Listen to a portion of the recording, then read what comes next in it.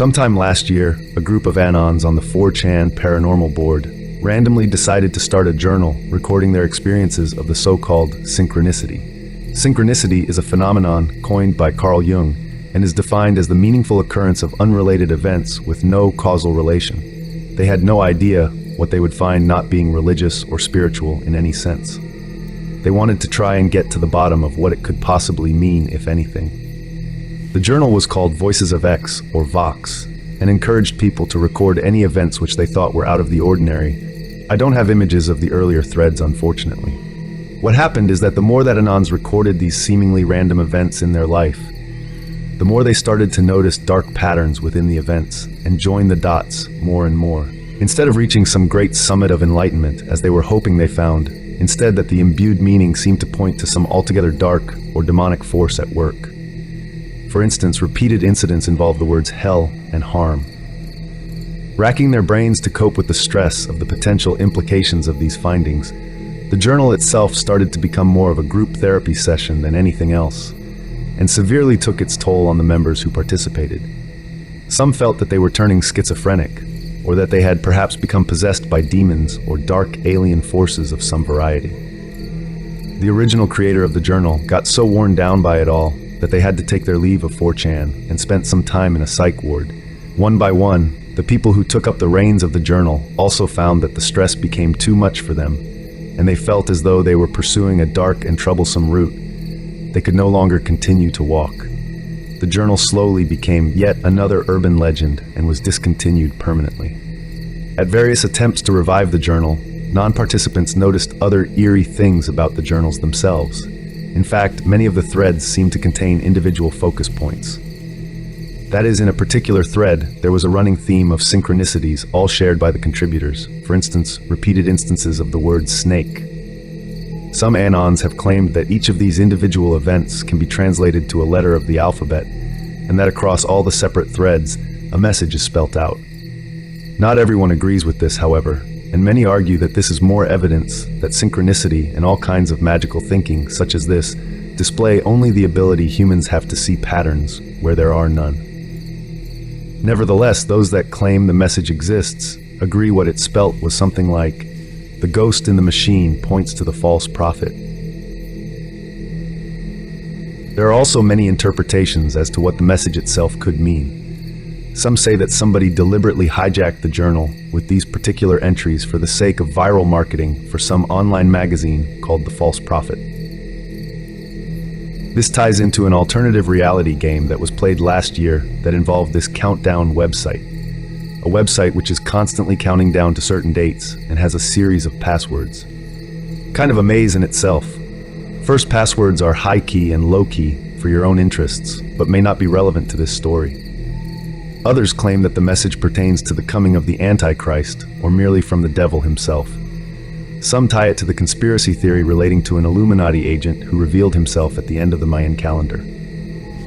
Most skeptical people believe that the journal indicates nothing, and sadly ended their last lingering thread of belief in anything at all.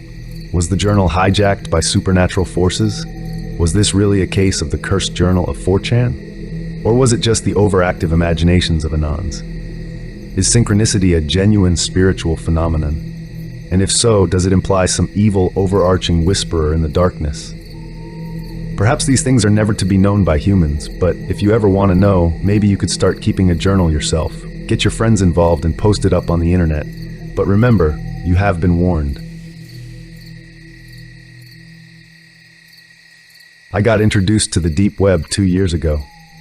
Me and a friend of mine watched some YouTube videos about it, and well, we got really fascinated.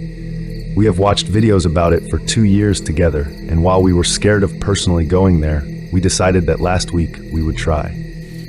We are both extremely nervous about unsafe things, so it took some time to be brave enough to visit the deep web. We both planned that in the start of March, we would have a sleepover, bring our computers and browse the deep web together, and try to find something that would be interesting. We set up a pretty neat-looking LAN party in his living room, and we were both pretty much ready to go. We sat beside each other on his sofa, with both of our laptops close by on the table. We had a few friends over when we started to browse the deep web around 7 p.m. Friday night, but they left a few hours after that, pretty unsatisfied over how little we had found. I guess me and my friend Brian were both happy that nothing bad had come out of this, and that left us with the encouragement to browse even deeper. Around 1 a.m. we found a forum called Lunatic Chan. While the name makes up for a good description about what it's all about, I guess I can still say that the forum was all about psychopaths meeting up virtually, where they shared pictures of dead people, ideas on how to get away with murder, and their stories. Some talked about them murdering someone, while others talked about how crazy the world is, and how they would like to start a revolution and create a new world order based on anarchy. We browsed through a few threads, and within a few minutes, I saw a chat box appear, seconds before my friend did as well. The chat box was a global chat for all active users, and the only requirement for accessing it was to be on the site for 20 minutes. We both entered our nicknames and proceeded to connect with active users on the site. 7 users online. They were talking about the incident down in Florida. Great, kids these days wouldn't function in this world anyways. Wish I was beside the guy that did it. I'm inspired by the story. The chat went on and on. They all bragged about the shooter. I looked over at Brian's face after I was done reading it, and he looked furious while I heard him typing something. I took a look at his screen, and I saw that he typed a message to the chat box. "You are all sick in your head to think that this is right. I hope you all burn in hell for even caring about that shooter. I seriously hope the worst for you all." I looked at him a little worried, but we didn't have much time to think about it as he got replies. What looked to be a group of 3 people started to write back saying that they would find him.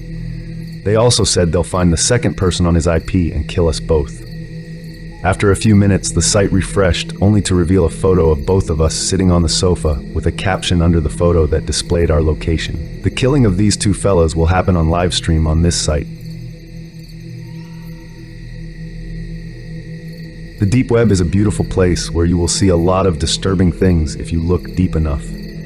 It's quite hard for a new person to navigate himself through links and finding sites that are cool, and well, that was my problem. There is no portal or search engine for links that are interesting as far as I'm concerned.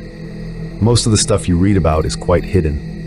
The way I dealt with my problem was that I basically started to register on forums to get help from far more experienced users than me. I would have to make my way through countless images showing dead people that have either been mutilated to pieces, showing their bloody limbs beside their body, or a person getting run over by a car.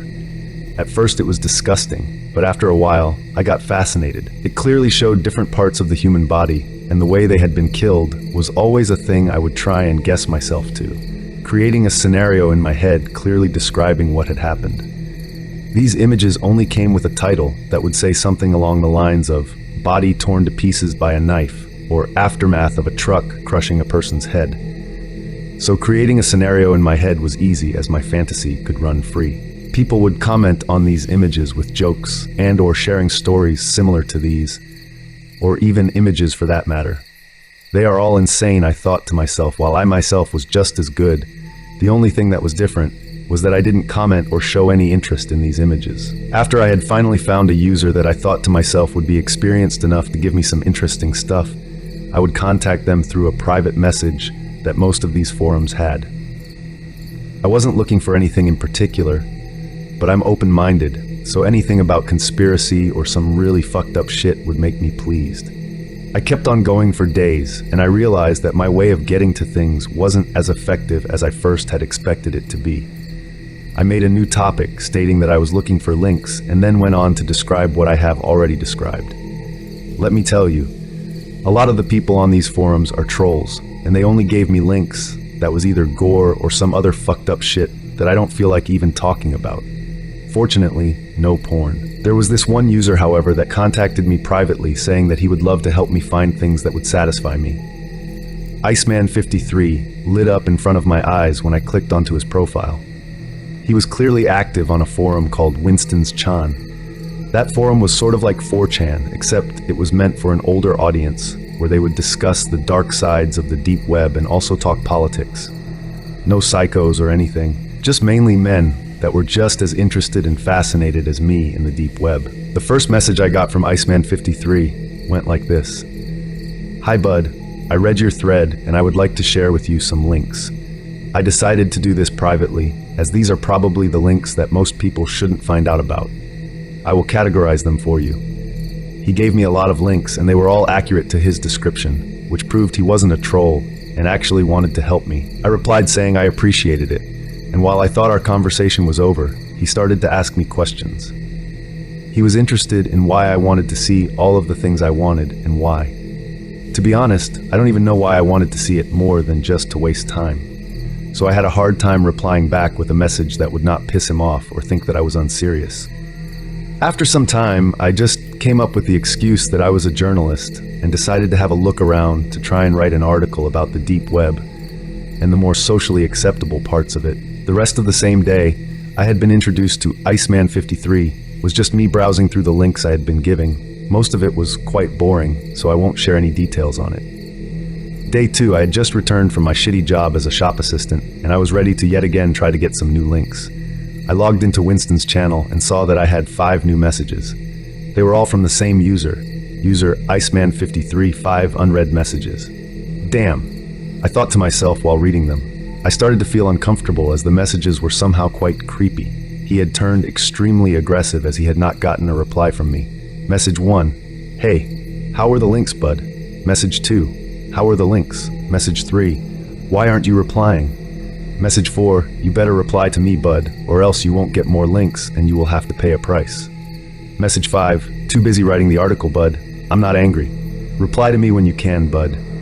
I could feel my heart being desperate to jump out of my chest when I was finished reading. The beats per minute from my heart would surprise anyone if someone had been keeping track of that at the time I was finished reading the last message. This guy was really creepy. The way he kept on calling me bud, the way he kept on writing the same shit, the way he threatened me. Damn, I can't really report this to the police either. I thought for a long time about what to write to him, as I didn't want any trouble or to make him even angrier or more disturbing for that matter.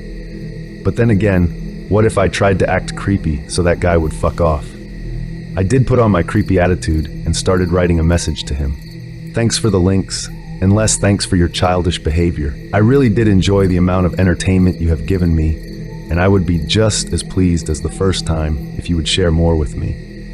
You really have given me an interest in what I have started, especially with the gore stuff. One of the pictures from the gallery almost made me turned on when I saw just about how mutilated a person could get just from a simple crowbar.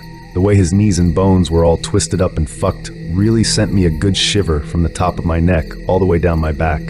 All the conspiracy, all that fucking mess going on. Hey, what do you say about maybe starting a show with us as hosts, talking about and making fun of gore images? How does that sound, bud? I moved my cursor to reply. I thought about it for a second, but I felt like that would be my best move. After replying to him, I instantly regretted it. I thought to myself that anything but what I just did would be so much better. And after all, that was true. A few hours had passed and I got no reply, so I thought to myself that this guy was gone. At the very least, he didn't bother me anymore. I played League of Legends while actively refreshing the forum site to see if there was any life from that fucking Iceman, which fortunately it wasn't. The amount of hours I had stayed up when the time had gone well past 4 a.m. got to me, and I figured that I would go to sleep.